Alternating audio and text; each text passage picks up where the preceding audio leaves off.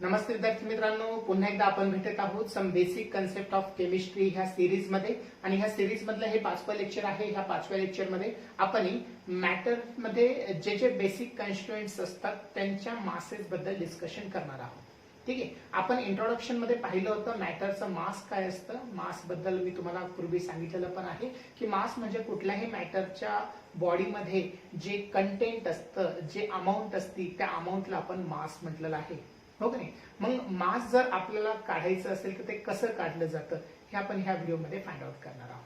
ठीक आहे. पण आपल्याला ह्या व्हिडिओमध्ये मॅटरचं मास फाइंड आउट नाही करायचं, तर ते मॅटर फॉर्म होताना कुठल्या कुठल्या स्टेप्स थ्रू त्याला जावं लागतं, कुठल्या पॉइंट्सला आपल्याला कन्सिडर करावं लागतं. जसं की मॅटर फॉर्म होण्यासाठी कंपाऊंड गरजेचं आहे. ठीक आहे. कंपाऊंड फॉर्म होण्यासाठी इलामेंट्स गरजेचे आहेत. इलामेंट्स फॉर्म होण्यासाठी ऍटम्स गरजेचे आहेत. मग या बेसिक गोष्टींचे मासेस आपण डिस्कस करणार आहोत. ठीक आहे. तर आजच्या ह्या पूर्ण व्हिडिओमध्ये आपला एम जो आहे तो एम आहे आपल्याला काही मासेस बद्दल नॉलेज मिळवायचं. ठीक आहे. 4 मासेस मोस्टली आपण फोकस करणार आहोत. त्यापैकी पहिला आहे ऍटॉमिक मास, दुसरा आहे ऍव्हरेज ऍटॉमिक मास, तिसरा आहे तुमचे मॉलिक्युलर मास आणि चौथा आहे तुमचा फॉर्म्युला मास. ठीक आहे. किती मासेस आहेत आजच्या लेक्चरमध्ये आपल्याला स्टडी करण्यासाठी? 4. So repeat with me. Very first one is the atomic mass, जे मी बोर्डवरती अगोदरच लिहून ठेवलेलं आहे. दुसरा आहे ऍव्हरेज ऍटॉमिक मास. याच्यावरती न्यूमेरिकल्स तुम्हाला असतो 2 किंवा 3 मार्कांसाठी, किंवा एखाद्या कॉम्पिटेटिव्ह एक्झाम मध्ये पण तुम्हाला एक छोटी ट्रिक वापरून तो न्यूमेरिकल सॉल्व्ह करायचा असतो. तिसरा आहे फॉर्म्युला मास, तिसरा आहे मॉलिक्युलर मास. ठीक आहे. एखादा मॉलिक्युल जर असेल तर त्याचं मास कसं फाइंड आउट केलं जातं. आणि चौथा आहे फॉर्म्युला मास, की एखादा कंपाऊंडचा फॉर्म्युला तुम्हाला दिला तर त्या फॉर्म्युल्याचं मास कसं फाइंड आउट केलं जातं. तर ह्या 4 मासेसला आपण डिस्कस करणार आहोत. तर चला आपण सुरू करूया आपलं आजचं lecture some basic concept of chemistry, video number 5. आणि ह्या 5 नंबरच्या व्हिडिओमध्ये आपल्याला काही मासेस डिस्कस करायचे आहेत. तर पहिला मास तुम्ही नोट करून घ्या तिथे तुमच्या नोट्समध्ये, ऍटॉमिक मास. ठीक आहे. आता हे ऍटॉमिक मास काय आहे ते आपल्याला पाहायचं. पण ऍटॉमिक मासच्या पूर्वी एक छोटीशी कन्सेप्ट तुमच्या बोर्डच्या बुकमध्ये दिलेली आहे. 2 मार्कासाठी तुम्ही बोर्डची तयारी करणारे विद्यार्थी असाल तर 2 मार्कासाठी ती कन्सेप्ट इम्पॉर्टंट आहे, म्हणून मी तुम्हाला सांगतो. तशी ती व्हेरी इम्पॉर्टंट नाहीये, त्या गोष्टी तुम्हाला माहितीतल्याच आहे. ठीक आहे. कोणती कन्सेप्ट आहे ती, की ऍटम जो आहे त्या ऍटमचं डिस्कव्हरी करणारे जे सायंटिस्ट आहे त्यांनी ऍटम्स बद्दल काही पॉच्युलेट्स आपल्याला दिलेले आहेत. ओके. आपल्या सगळ्यांना माहिती आहे ते जॉन डाल्टन. ठीक आहे. स्कूल लेवल पासून आपण स्टडी करत आलेलो आहे की जो ऍटमची डिस्कव्हरी आहे, जो पहिलं ऍटॉमिक मॉडेल जे आहे जे आपल्याला दिलेलं आहे ते कोणी दिलेलं आहे तर जॉन डाल्टन सरांनी दिलेलं आहे. ठीक आहे. मग जॉन डाल्टन सरांनी जे आपल्याला ऍटॉमिक मॉडेल दिलेलं आहे त्याला आपण डाल्टन्स ऍटॉमिक थेअरीमध्ये कन्सिडर करतो. ठीक आहे. परंतु त्याच्यामध्ये काही ड्रॉबॅक्स होते. मग ते ड्रॉबॅक्स ओव्हरकम करून नवीन ऍटॉमिक मॉडेल आपल्याला देण्यात आलं, ते दिलं जे थॉम्सन सरांनी. हो का नाही. जे थॉम्सन सरांच्या पण ऍटॉमिक मॉडेलमध्ये काही ड्रॉबॅक्स होते, ते ओव्हरकम करून आपल्याला एक नवीन ऍटॉमिक मॉडेल भेटलं, ते म्हणजे रुदरफोर्ड्स ऍटॉमिक मॉडेल. आणि रुदरफोर्डच्या ऍटॉमिक मॉडेल मधले ड्रॉबॅक्स काढून आपण जे फायनल आत्ताच्या मॉडर्न केमिस्ट्रीमध्ये जे आपण आहोत, ठीक आहे, त्याच्यामध्ये जे आपण ऍटॉमिक स्ट्रक्चर स्टडी करत आहे ते आहे नेल बोर सरांचं. ठीक आहे. तर वेगवेगळ्या सायंटिस्टनी कॉन्ट्रीब्युशन दिलेलं आहे, आपलं योगदान दिलेलं आहे ऍटॉमच्या डिस्कव्हरी मागे किंवा ऍटॉमचा रिव्हिलेशन मागे, ऍटॉम्स काय आहे हे समजण्यामागे. ठीक आहे. पण आपल्या सगळ्या ह्या ऍटॉमिक मॉडेलच्या गोष्टी आपल्याला एक नवीन टॉपिक मध्ये करायच्या आहेत. एक टॉपिकच आहे तुम्हाला तुमच्या सिलेबसमध्ये ऍटॉमिक स्ट्रक्चर नावाने. ठीक आहे. तर त्याच्यामध्ये आपण ह्या गोष्टींचा सगळ्या डिटेलमध्ये स्टडी करणार आहोत. पण आत्ताच्या ह्या पर्टिक्युलर पॉइंटसाठी आपल्याला डाल्टन्सनी जे पॉस्ट्युलेट्स ऍटॉम बद्दल दिलेलं आहे ते माहिती असणं गरजेचं आहे. ठीक आहे. तर तुम्हाला काय क्वेश्चन विचारलं जाईल 2 मार्कासाठी, डाल्टन्सच्या ऍटॉमिक थेअरीमध्ये तुमचे जे ऍटॉम बद्दलचे पॉस्ट्युलेट्स आहेत ते पॉस्ट्युलेट्स तुम्हाला 2 मार्कासाठी शॉर्ट नोट मध्ये लिहिण्यासाठी विचारले जाईल. ठीक आहे. तर हे पॉस्ट्युलेट्स फक्त तुम्ही नोट करून घ्या. हेडिंग द्या तिथे. याच्या अगोदर तुम्ही तो पॉइंट इन्क्लूड करा, त्याला हेडिंग द्या postulates of Dalton's atomic theory. Postulates of Dalton's atomic theory. ऍटमचा स्टडी करत असताना त्यांनी काय काय पॉस्ट्युलेट्स, काय काय तत्वे मांडलेले आहेत ते आपल्याला 2 मार्कासाठी जर विचारले तर हे तुम्हाला 4 मुद्दे नोट करून घ्यायचे आहेत. 4च मुद्दे आहेत, जास्त नाही आहेत. ठीक आहे. 1 बाय 1 तुम्ही ते नोट करून घ्या. So very first postulates is the well known postulates. आपल्या सगळ्यांना माहिती असणार आहे की ऍटम जो आहे तो कुठल्याही मॅटरचा एक टायनी पार्टिकल असतो, खूप छोटा पार्ट. ठीक आहे. जसं की कुठलाही मॅटर तुम्ही घेतला, त्याला ब्रेक करत करत गेले तर त्याचा जो छोटा पार्ट शिल्लक राहील की जो पुढे डिवाइडच करू शकत नाही, त्याला आपण काय म्हणतो, ऍटम म्हणतो. मग डाल्टन्सने तेच आपल्याला डिस्कवर करून दिलं होतं, atom is the tiny and indivisible particle of matter. कुठलाही मॅटर जर असेल तर त्याचा टायनी आणि इंडिव्हिजिबल पार्टिकल जो आहे त्याला म्हटलं जातं ऍटम. ठीक आहे. हे पॉच्युलेट सगळ्यांनी नोट करून टाका. टायनीचा अर्थ समजतो ना, tiny means very very very very small. ठीक आहे. इतका छोटा की आपण तो आपल्या डोळ्यांनी पाहू शकत नाही. So this is the very first and well known postulates of Dalton's atomic theory. ठीक आहे.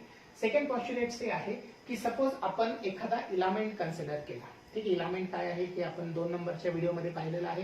क्लासिफिकेशन ऑफ मॅटर मध्ये मी इलामेंट बद्दल चांगलं पद्धतीचं नॉलेज तुम्हाला दिलेलं आहे. ठीक आहे. इलामेंट 2 प्रकारचे असतात, एक ॲटॉमिक फॉर्म मध्ये आणि एक मॉलिक्युलर फॉर्म मध्ये. ठीक आहे. दोघांमध्ये पण ॲटम्स कसे असतात, सारखेच असतात. मग कुठलाही इलामेंट घेतला तर त्याच्यामधले ॲटम्स कसे असतात, सारखेच असतात. मग ॲटम जर सारखे असतील तर त्यांचं मास सुद्धा कसं असेल, सारखं असेल. तर हे सेकंड पॉच्युलेट तुम्हाला दिलेलं आहे डाल्टन्स ॲटॉमिक थेअरीमध्ये. ठीक आहे. तुम्ही ते नोट करून टाका. Different atoms of same element shows किंवा shows नका म्हणू, have म्हणा, have same mass.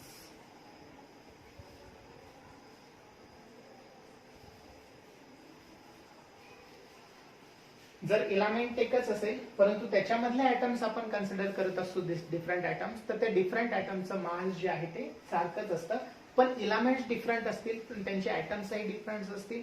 ठीक आहे. मग अशा वेळेस त्यांचे मासेस सुद्धा कसे असतात, डिफरंट असतात. So this is the second postulates of Dalton's atomic. Third postulate is, पहिल्यांदा समजून घ्या थर्ड पॉच्युलेट्स. आपल्याला माहिती आहे की ॲटमचं कॉम्बिनेशन झाल्यावरती कंपाऊंड तयार होतो. ठीक आहे.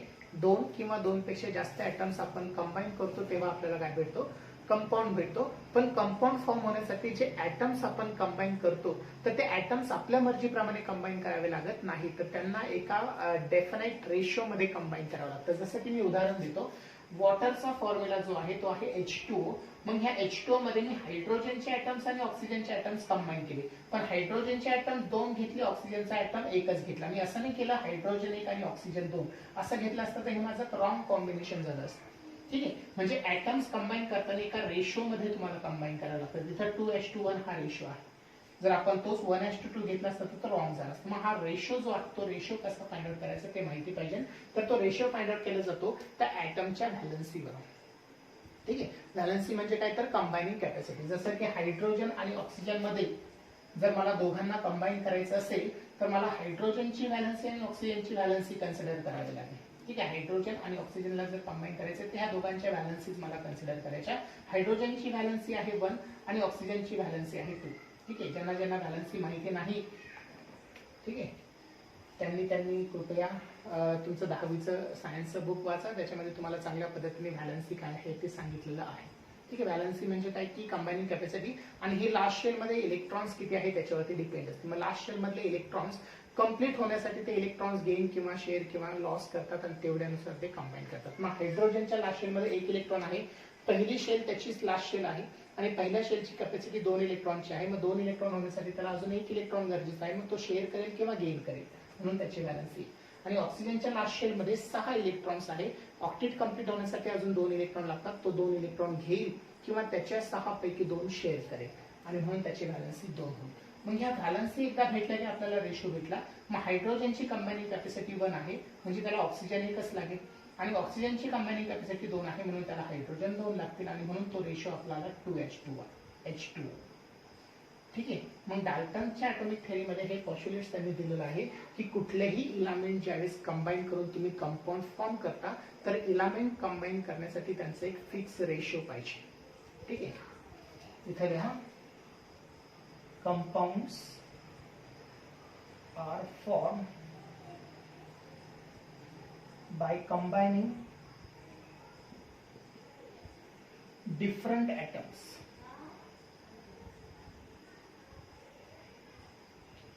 ठीक आहे, पण डिफरंट ॲटम कंबाईन करत असताना त्यांचा रेशो कसा पाहिजे, फिक्स पाहिजे, इन अ फिक्स रेशो. जर रेशो फिक्स नसेल तर तुम्ही ते कॉम्बिनेशन करून कंपाऊंड चुकीचा फॉर्म करू शकता. त्याच्यामुळे हा रेशो तुम्हाला फाइंड आउट करणं खूप गरजेचं असतं. So this is the third postulate. And last postulate is very simple. Last postulates मध्ये असं सांगितलंय की ज्यावेळेस तुमची केमिकल रिॲक्शन होते, म्हणजे रिॲक्टंट एकमेकांसोबत रिॲक्ट होतात, तर रिॲक्शनच्या दरम्यान होतं काय की ऍटम्स एकतर दुसऱ्या ऍटम्सनी सबस्टिट्यूट होतील, वगैरे रिप्लेस होतील आपण त्याला म्हणू, किंवा निघून जातील, किंवा ऍड होतील, किंवा रिअरेंज होतील. ठीक आहे, म्हणजे ऍटमचं रिअरेंजमेंट होणं, मग ऍटम तिथं सबस्टिट्यूट होत असतील, लॉस होत असतील, गेन होत असतील, किंवा रिअरेंज होत असतील, हे सगळं होतं एखाद्या केमिकल रिॲक्शन. ठीक आहे, म्हणून इथं तुम्हाला लिहायचं during chemical reaction, during chemical reaction atoms are added, loss or substitute. अजून एक राहिलं, atom added, loss, substitute or rearrange. ठीक आहे, तर ह्या पद्धतीने तुमची कुठली केमिकल रिॲक्शन होईल. ऍटम्सचा रोल त्याच्यामध्ये काय आहे, इम्पॉर्टंट आहे. ठीक आहे, तर हे 4 पॉस्ट्युलेट्स फक्त तुम्हाला माहिती पाहिजे. थेरॉटिकलच्या व्ह्यूनी 2 मार्कासाठी तुम्हाला क्वेश्चन विचारला, write down the postulates of Dalton's atomic theory, तर हे पॉस्ट्युलेट्स फक्त तुम्हाला नोट करायचे. ठीक आहे, तर ह्या पॉस्ट्युलेट्स नंतर मग आपल्याला हे मासेस डिस्कस करायचे आहे. ठीक आहे, ते नोट करून घ्या तुम्ही, तोपर्यंत मी इकडचं क्लीन करून टाकतो.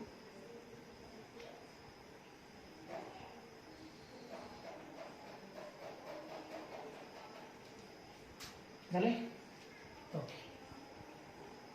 तुम्ही व्हिडिओ पॉज करूनही करू शकता, मला थांबण्याची गरज नाही. ओके नाही,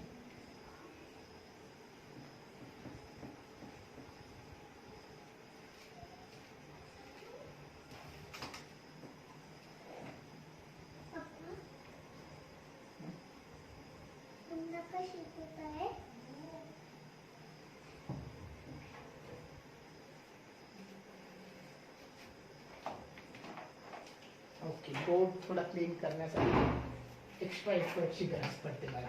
ठीक आहे, कारण की बोर्डची क्वालिटी जी आहे ती एवढी चांगली नाही भेटली, त्याच्यामुळे लिहिलेलं ते इझिली रफ होऊन जात नाही. ठीक आहे, चला, काही हरकत नाही.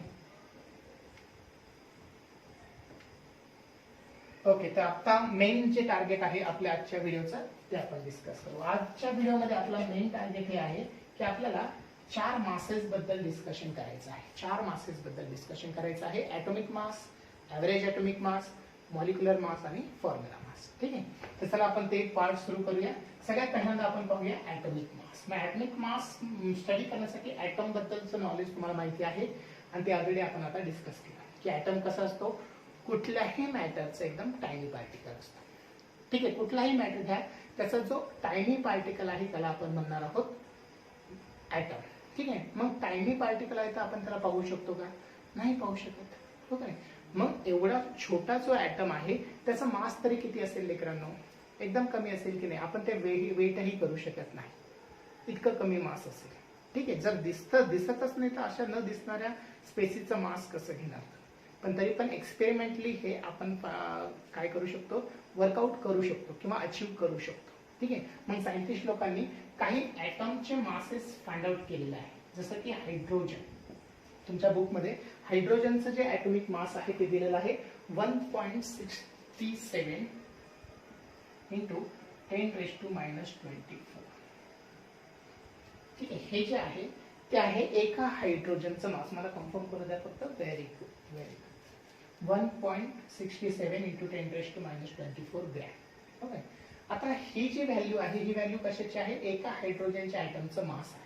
ठीक आहे, आता हे मास जर आपण पाहिलं तर इथं 10⁻⁻²4 म्हणजे 1.6 ग्रॅम नाही. 1.6 ग्रॅम तर आपण वेट करू शकतो की नाही, वेइंग मशीन वरती जे इलेक्ट्रॉनिक बॅलन्स आहे त्याच्यावरती इझिली आपण 1.6 वेट करू शकतो. परंतु -24 हा रेज टू पॉवर जो आहे तो कशाला दाखवतो की हा डेसिमल पॉइंट किती डिजिट नंतर आहे, तर 24 डिजिट नंतर आहे अगोदर. म्हणजे ते कसं लिहावं लागेल माहिती आहे आपल्याला, हा डेसिमल पॉइंट 1 2 3 4 5 6 7 8 9 10 11 12 13 14 15 16 17 18 19 20 21 22 23 आणि मग हा 24 नंतर एक डिजिट. ठीक आहे. तर हे आहे तुमचं सॉरी 1 आणि आता पहा हा डेसिमल पॉइंट इथून 1 2 3 4 5 6 7 8 9 10 11 12 13 14 15 16 17 18 19 20 21 22 23 आणि 24. तर हे आहे एका हायड्रोजनचं मास. ठीक आहे. 10⁻⁻24 जर असेल तर जो डेसिमल पॉइंट आहे तो तुम्हाला तेवढ्या डिजिट अगोदर प्लेस करावा लागतो. आणि जर 10⁻24 असतं फक्त तर तो डेसिमल पॉइंट त्याच्या पुढे 24 डिजिट शिफ्ट करावा लागला असता. ठीक आहे. मग आता हे वेट पहा, असं वजन आपण कोणत्याही इलेक्ट्रॉनिक बॅलन्स वरती घेऊ शकत नाही. एवढं कमी मास असतं एका ॲटमचा हायड्रोजनचा, की जो पिरियोडिक टेबल मधला एकदम पहिला प्लेसचा इलेमेंट आहे. हो की नाही. मग असे मासेस आपण काय करू शकत नाही, कॅल्क्युलेशन साठी यूज करू शकत नाही. आपण कुठल्याही ॲटमचा मास अशा पद्धतीने फाइंड आउट करू शकत नाही. मग आता हा प्रॉब्लेम सॉल्व्ह करण्यासाठी सायंटिस्ट लोकांनी काहीतरी ट्रिक्स अप्लाय केल्या. काय केलं त्यांनी, जुन्या काळामध्ये पहा काय व्हायचं, जुन्या काळामध्ये तर असे काही मोजमाप नव्हते ना. जुन्या काळामध्ये काय करायचं, काहीतरी एक फिक्स्ड करायचं आणि त्याच्या बदल्यात काहीतरी दुसरं फिक्स्ड घ्यायचं. हो नाही. जसं की एक वीट आहे, वीट माहिती ना सर्वांना, ब्रिक. एक वीट आहे, ह्या एका विटेला काहीतरी माप दिला आणि त्याच्या बदल्यात काहीतरी घेतले.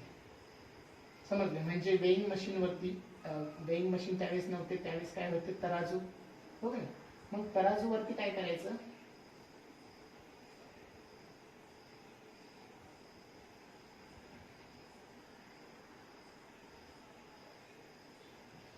अशा पद्धतीने एका साईडला एक विटकर ठेवायची आणि ह्या विटकरी इतकं काहीतरी सबस्टन्स काय करायचा, काहीतरी वस्तू काय करायची त्याच्या बदल्यात घ्यायची. म्हणजे हे काय होतं, एक माप होतं. हो की नाही. कधी विटकर, कधी काय म्हणणार आपण, लाकडाचा तुकडा, हे काही विशिष्ट प्रमाण होते त्याला. हो की नाही. तर पूर्वीच्या काळी असं मोजमाप केलं जायचं. आता सायंटिस्ट लोकांनी काय केलं माहितीये का, की एवढ्या छोट्या ॲटमचं मास घेण्यासाठी ही ट्रिक त्यांनी अप्लाय केली. ती म्हणजे काय, की कुठल्याही ॲटमचं जे काही मास आहे ते काहीतरी स्टँडर्ड युनिट सोबत कम्पेअर केलं. ठीक आहे. एखाद्या स्टँडर्ड सोबत कम्पेअर केलं. मग कोणतं स्टँडर्ड त्यांनी वापरलं, तर ते स्टँडर्ड त्यांनी असं वापरलं की कार्बनचा एक आयसोटोप जो आहे, कार्बन 12 आपण त्याला म्हणतो. ठीक आहे. आयसोटोप सगळ्यांना माहिती आहे की नाही. आयसोटोप म्हणजे काय, 10वीच्या बुक मध्ये होतं तुम्हाला हे आयसोटोप्स, की जर एकाच इलेमेंटचे डिफरंट ॲटम्स जर असतील, हो की नाही. जसं की कार्बन हा एक इलेमेंट आहे, तर कार्बनचे डिफरंट ॲटम्स आहे, 3 कार्बनचे ॲटम्स आहे. एकाला म्हटलं जातं कार्बन 16, एकाला म्हटलं जातं कार्बन 12, कार्बन 13 आणि कार्बन 14. हे काय आहे, त्यांचे मासेस आहेत. त्या सगळ्यांचा ॲटॉमिक मास तर, ॲटॉमिक वेट तर, ॲटॉमिक नंबर तर सेम असतो. कार्बनचा ॲटॉमिक नंबर किती, 6. इथेही कार्बनचा ॲटॉमिक नंबर 6, इथेही कार्बनचा ॲटॉमिक नंबर 6. फक्त कोणता नंबर बदलतो, ॲटॉमिक मास नंबर बदलतो. मग डिफरंट ॲटम्स की ज्यांचे ॲटॉमिक नंबर सेम आहे परंतु ॲटॉमिक मासेस डिफरंट आहेत, त्यांना आपण आयसोटोप्स म्हणतो. आणि त्यांना आपण असं लिहितो, पहा, carbon atomic number 6, second atom of carbon same atomic number, third atom of carbon same atomic number but their atomic masses are different, so they are called as isotopes. ठीक आहे. मग असा एक जो नॅचरली ऑकरिंग कार्बन आहे, ठीक आहे, जो खूप मोस्ट अबंडंट आपण त्याला म्हणू, मोस्टली यूज होणारा, तो म्हणजे कार्बन 12. मग त्यांनी काय केलं, कार्बन 12 हे एक स्टँडर्ड कन्सिडर केलं. ठीक आहे. फिक्स अमाऊंट, कार्बन 12चं मास ही एक फिक्स्ड अमाऊंट त्यांनी कन्सिडर केली. ओके. आणि हे मास असतं 12 इतकं. त्यावेळेस युनिट जे होतं ते होतं ॲटॉमिक मास युनिट. त्यावेळेस काही ग्रॅम वगैरे असं यूज करत नव्हते. तर त्यावेळेस कार्बनचं, एका कार्बनच्या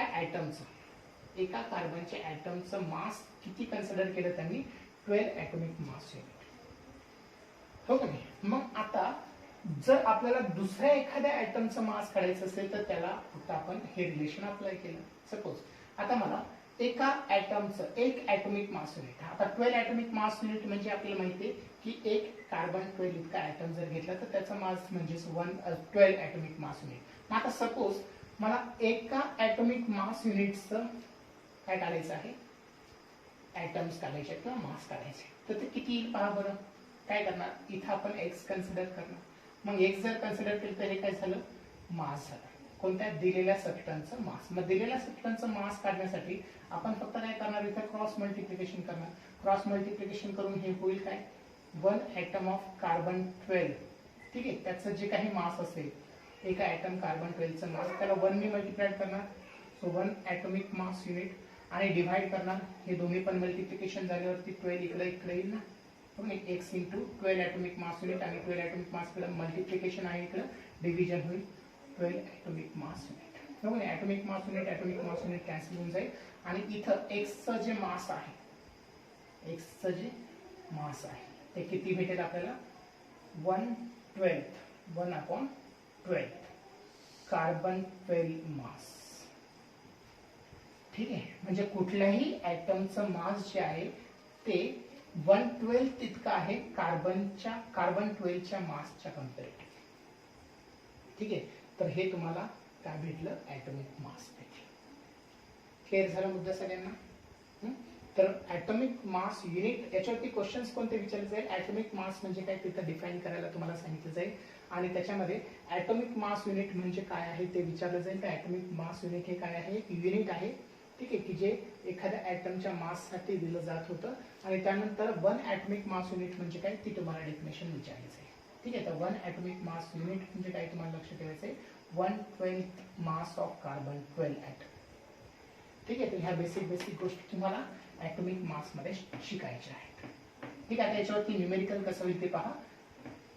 थेरी तुम्हाला समजली सगळ्यांना. थेरीचे पॉइंट मी लिहून देतो, तुम्ही पटपट नोट करून घ्या. तुमच्या नोट्समध्ये ऑलरेडी तुम्हाला प्रोव्हाइड केलेले आहेत. ओके, परंतु शिकवताना ज्या नोट्स काढतो त्या थोड्याशा इफेक्टिव्ह वाटतात स्टडी करताना आपल्याला. ठीक आहे, त्याच्यामुळे ॲटॉमिक मास मध्ये सगळ्यात पहिल्यांदा ॲटॉमिक मासची डेफिनेशन नोट करून टाका.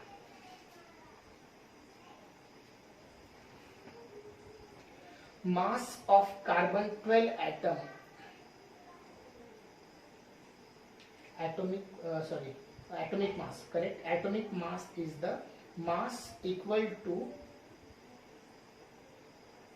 1/12 of atomic mass of 1 carbon. ही त्याची ॲटॉमिक मासची काय झाली डेफिनेशन आहे. ठीक आहे, त्यानंतर ॲटॉमिक मास युनिट हे काय आहे, एक युनिट दिलेलं आहे ॲटॉमिक मास साठी, AMU ॲटॉमिक मास युनिट. तिसरा तुम्हाला लिहायचं आहे 1 atomic mass unit means what. ठीक आहे, तर मग अशी मी सांगितलं 1 atomic mass unit is the atomic मासची डेफिनेशन झाली ती 1/12 ऑफ कार्बन 12 मास. ठीक आहे, कार्बन 12चं मास जे आहे त्याच्या 1/12 जे आहे त्याला म्हटलं जातं 1 ॲटॉमिक मास युनिट. ठीक आहे, आणि अजून चौथा पॉईंट तुम्हाला त्याच्यामध्ये ऍड करायचा की हे जे ॲटॉमिक मास युनिट आहे ते पुढे गेल्यावरती थोडंसं चेंज केलं. ते चेंज कशामध्ये केलं, यू किंवा डीए मध्ये. यूला म्हटलं जातं unified mass unit, unified unit, किंवा त्यालाच डीए म्हटलं जातं. डीए ला म्हटलं जातं डाल्टन्स. हे युनिट त्यांनी तिथं कन्सिडर केलेलं आहे. ठीक आहे, ॲटॉमिक मास बद्दल एवढ्या 4 फक्त महत्त्वाचे टर्म्स आहेत. ठीक आहे, चलो. So this is all about atomic mass. Now second mass is the average atomic mass.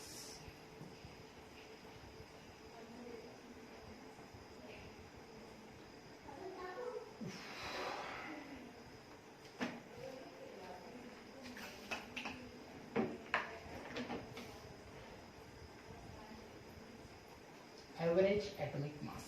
Average हा शब्द कधी वापरतो आपण आपल्याला माहिती. Okay, average. Second mass is the average atomic मास. ठीक आहे, बघा ॲटॉमिक मास आपण आता पाहिला. ठीक आहे, ॲटॉमिक मास मध्ये अजून एक कन्सेप्ट माझ्याकडून सांगायची राहून गेली. न्यूमेरिकल साठी ती इम्पॉर्टंट आहे, ती नोट करून घ्या फक्त. बघा मी तुम्हाला हे रिलेशन दिलं की 1 atomic mass unit is equal to, हे महत्वाचं आहे कॉम्पिटिटिव्ह साठी, लक्षात ठेवा. 1 atomic mass unit is equal to 1/12 of carbon 12 मास. एका कार्बन 12चं जेवढं मास आहे त्याच्या 12 म्हणजे ते काय झालं 1 ॲटॉमिक मास युनिट. हे रिलेशन समजलं. जसं की आपलं 1 डझन म्हणजे 12 केली, ओके. तसंच 1 ॲटॉमिक मास युनिट म्हणजे 1/12 ऑफ कार्बन 12 मास. कार्बन 12चं जेवढं मास आहे त्याच्या 1/12 म्हणजे 1 ॲटॉमिक मास युनिट. ठीक आहे. मग आता बघा एक्सपेरिमेंटली कार्बन 12चं मास सायंटिस्ट लोकांनी प्रेडिक्ट केलेलं आहे. ठीक आहे. ते किती असतं ते नोट करा. 1/12 हे तर फिक्स व्हॅल्यू आहे. फक्त सायंटिस्ट लोकांनी काय प्रेडिक्ट केलं एक्सपेरिमेंट करून कार्बन 12 हा जो ॲटम आहे त्याचं मास किती असतं ते प्रेडिक्ट केलं. ते आहे 1.99 इंटू 10⁻23. ठीक आहे. कन्फर्म करू द्या मला ती व्हॅल्यू 1.99 इंटू 10⁻23 ग्रॅम. हे काय आहे एक्सपेरिमेंट करून फाइंड आउट केलेली कार्बन 12चं मास आहे.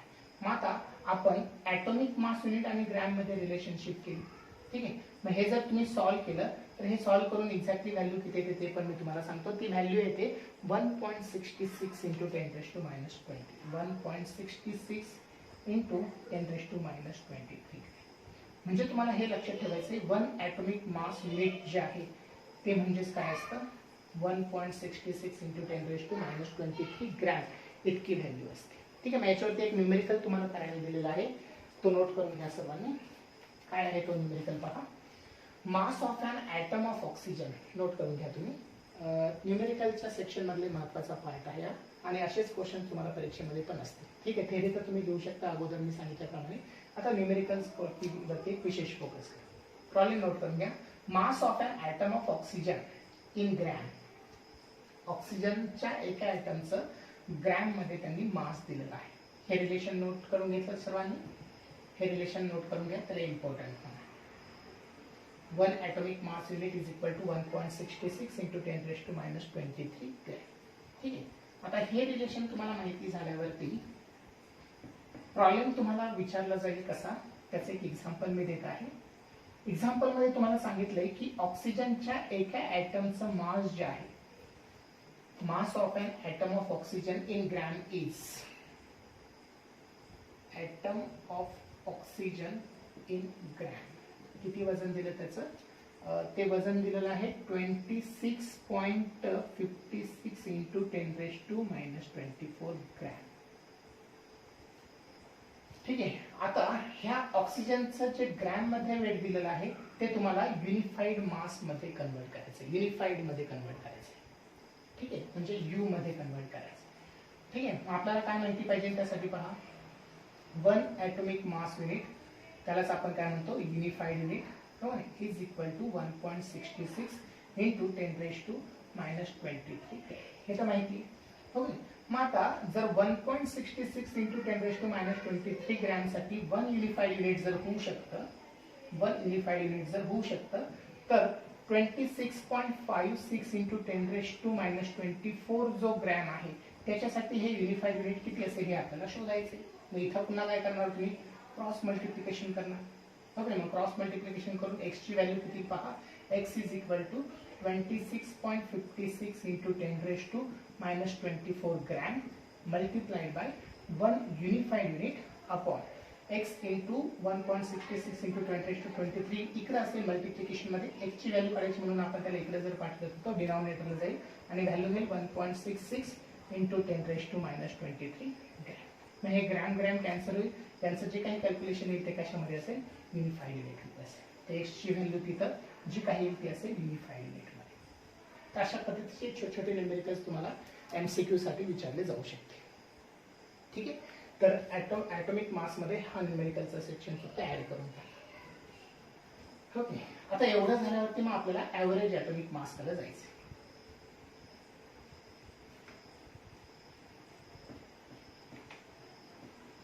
ओके. ऍव्हरेज ॲटॉमिक मास साठी पहिल्यांदा तुम्ही तुमच्या नोटबुक मध्ये आयसोटोप्स बद्दल मेन्शन करा, नोट्स लिहा. आयसोटोप्स काय असतात ते. So isotopes are the different atoms of same element having same atomic number but a different atomic mass number.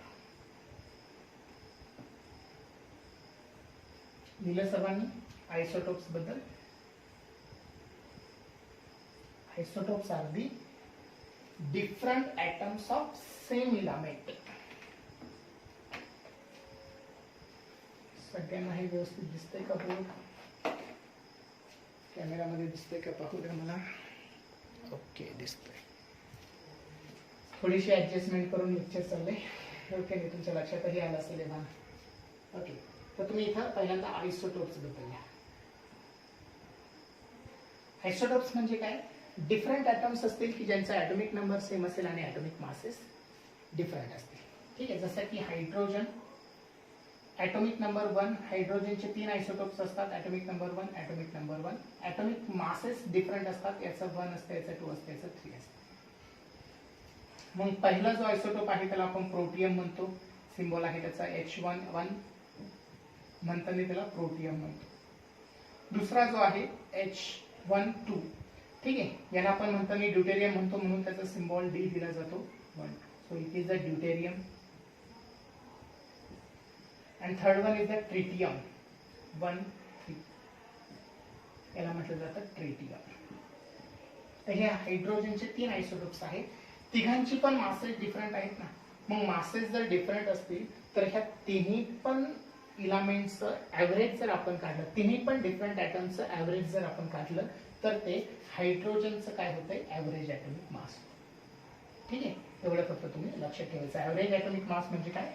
The average of atomic masses of all isotopes is called as average atomic मास. ठीक आहे. मग हे average atomic मास कसं काढलं जातं त्याच्यासाठी एक formula आहे. तो फॉर्म्युला फक्त नोट करून घ्या. Average atomic mass is equal to. ठीक आहे. तर त्यासाठी तुम्हाला आयसोटोप्स किती आहे ते माहिती पाहिजे. आता सपोज मी हायड्रोजनचं एक्झाम्पल दिले. हायड्रोजनचे किती आयसोटोप्स आहेत? 3. मग आता फर्स्ट आयसोटोप त्याचं मास घ्यायचं, त्याला त्याच्या पर्सेंटेज अबंडन्सनी मल्टिप्लाय करायचं. म्हणजे नेचरमध्ये तो किती पर्सेंटेज मध्ये सापडतो हे काय करायचं. तुम्हाला थेरॉटिकल व्हॅल्यू ही दिली जाईल. किती पर्सेंटेज आहे पहिल्या आयसोटोपचा, किती पर्सेंटेज आहे दुसऱ्या आयसोटोपचा, किती पर्सेंटेज आहे तिसऱ्या आयसोटोपचं, हो की नाही, किती अबंडन्स आहे. ठीक आहे. अबंडन्स म्हणजे काय समजलंय? किती प्रमाणामध्ये तुम्हाला तो नेचरमध्ये सापडतो. मग हे सगळं अबंडन्स जे दिलेलं आहे ते आणि आयसोटोपचं मास जे आहे ते, ठीक आहे, ह्यांची तुम्हाला काय करायची? सम करायची. Isotope mass multiplied by it's percentage abundance आणि त्याला डिवाइड करायचं कशाने? 100. तर हा फॉर्म्युला आहे कशासाठी? ॲव्हरेज ॲटॉमिक मास काढण्यासाठी. एखाद्या 2 मार्कासाठी तुम्हाला बोर्डसाठी हा क्वेश्चन विचारला जाईल न्यूमेरिकलच्या सेक्शनमध्ये, त्यावेळेस तुम्हाला आलं पाहिजे. ठीक आहे. एक उदाहरण करूया त्याचं. पहा तुमच्या बुकमधलं दिलेलं एक्झाम्पल आहे.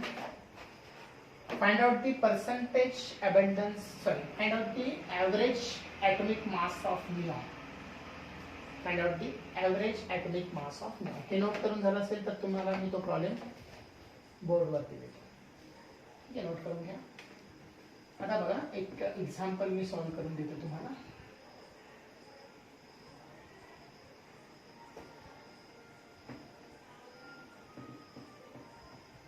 तुम्हाला निऑनचं ॲव्हरेज ॲटॉमिक मास सांगितलं. एक्झाम्पल आहे निऑनचं ॲव्हरेज ॲटॉमिक मास. आता त्यासाठी तुम्हाला काय माहिती पाहिजे? निऑनचे आयसोटोप्स माहिती पाहिजे आणि त्या प्रत्येक आयसोटोपचं पर्सेंटेज अबंडन्स माहिती पाहिजे. ठीक आहे. मग पहा आता निऑन जो आहे त्या निऑनचे 3 आयसोटोप, हा डाटा तुम्हाला दिला जाईल क्वेश्चन मध्ये, हा डाटा तुम्हाला दिला जाईल. ठीक आहे. मग पहा निऑन जो आहे त्याचे 3 आयसोटोप्स आहेत.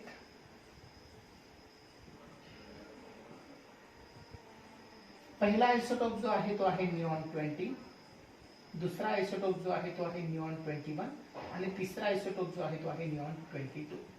हे 21, 22, 20 हे काय आहे? त्यांचे मासेस आहे. वरती दिले याचा अर्थ ते ॲटॉमिक मासेस आहे. ठीक आहे. त्यानंतर इथे त्यांचं पर्सेंटेज अबंडन्स किती आहे तेही तुम्हाला दिलेलं आहे. ठीक आहे. पर्सेंटेज अबंडन्स आहे याच्यासाठी 90.92%, निऑन 21 साठी 0.26% आणि निऑन 22 साठी 8.82%. हे पर्सेंटेज अबंडन्सची बेरीज नेहमी 100 येते कारण की हो का नाही, माहिती सर्वांना पर्सेंटेज नेहमी टोटल किती होतं 100. आता निऑनचं ॲटॉमिक मास त्यांनी कॅल्क्युलेट करून दिलेलं आहे गिवन मध्ये. Atomic mass of neon is 19.99. Neon 21 atomic mass is 20.99. Verify unit आहे ते. आणि थर्ड इज 21.99 व्हेरीफाय. आणि तुम्हाला ॲव्हरेज ॲटॉमिक मास. मग ॲव्हरेज ॲटॉमिक मास कसं काढतो पहा. Average atomic mass is equal to काय करतो आपण, तिघांच्या पण ॲटॉमिक मासेसचा आणि ॲटॉमिक मासचा आणि पर्सेंटेज अबंडन्सचा प्रोडक्ट घेतो आणि त्याची सम करून 100 ने डिवाइड करतो. मग आता याचा प्रोडक्ट किती पहा, 90.92 इंटू 100 सॉरी इंटू 90. हो का नाही, atomic mass multiplied by it's percentage abundance. ठीक आहे, प्लस हे झालं पहिलं. दुसरा आयसोटोप्स कोणता, हा 0.26% into its atomic mass 20.99 plus third isotope abundance is 8.82 आणि त्याचं ॲटॉमिक मास आहे 21.99. ठीक आहे, हे काय केले आपण, तिघांचे पण ॲटॉमिक मास आणि त्यांचं अबंडन्स यांची सम केली आणि त्याला डिव्हाइड केलं कशाने, 100. हे तुम्ही जर सॉल्व्ह केलं लॉग टेबलने तर सॉल्व्ह केल्यावरती जे काही आन्सर येईल ते असेल तुमचं ॲव्हरेज ॲटॉमिक मास. ठीक आहे, हे फाइंड आउट करून तुम्ही मला व्हॉट्सअपवरती सेंड करायचं आहे माझ्या नंबरवरती. हा तुमच्यासाठीचा आजचा होमवर्क असेल. ठीक आहे, मगाशी पण जो न्यूमेरिकल आहे त्याचा आन्सर मी लिहायचं ठेवलं होतं, तोही तुमच्यासाठीचा होमवर्क असेल. जेवढे जेवढे न्यूमेरिकल्स आहे एक वे मी तुम्हाला देईल, कॅल्क्युलेशन तुम्हाला सेल्फ करायचं आहे. जे काही आन्सर्स येईल ते मला फक्त तुमचे पिक्चर्स काढून त्या जिथं नोट्समध्ये केलेलं आहे त्या नोट्सचा पिक्चर काढून मला फक्त व्हॉट्सअपवरती सेंड करा. ठीक आहे, so this is all about average atomic mass. न्यूमेरिकलसाठी हे इम्पॉर्टंट आहे, कॉम्पिटेटिव्हच्या दृष्टीने पण आणि तुमच्या बोर्डच्या दृष्टीने पण. ठीक आहे, ओके, हे दोन महत्त्वाचे झाले. आता उरलेले दोन जे आहेत ते सोपे आहे यांच्या कम्पॅरेटिव्हली. ठीक आहे, पुढचा जो आहे थर्ड मास त्याला म्हटलं जातं molecular mass. Third is the molecular mass. ठीक आहे, त्यासाठी तुम्हाला मॉलिक्यूल काय आहे ते माहिती असणं गरजेचं आहे.